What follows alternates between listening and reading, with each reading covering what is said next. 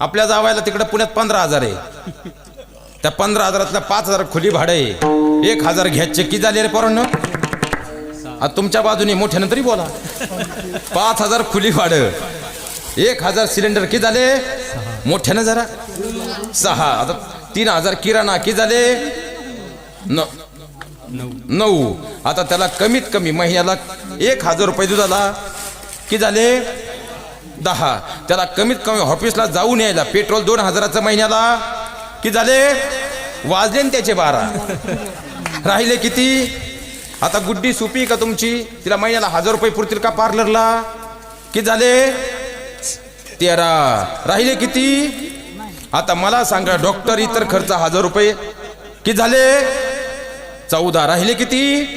2 वर्षाची बचत किती झाली 12 दुने किती झाले. मग झाला गुड्डू.